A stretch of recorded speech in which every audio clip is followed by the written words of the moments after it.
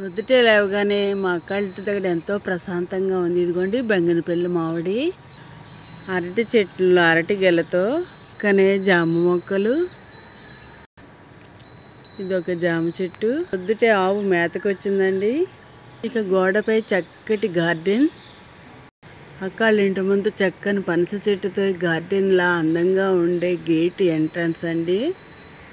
ఇక ఇటువైపు రకరకాల గుత్తులతో, రకరకాల మామిడి చెట్లతో ఎంతో అందంగా కనిపిస్తుంది. ఇక రకరకాల గుత్తులు, రకరకాల పూల మొక్కలతో ఎంతో అందంగా కనిపిస్తుందండి. పసుపు పచ్చని పువ్వులు, చక్కని కాగితక పువ్వులు అంటారు కదండి, క్రోటన్స్.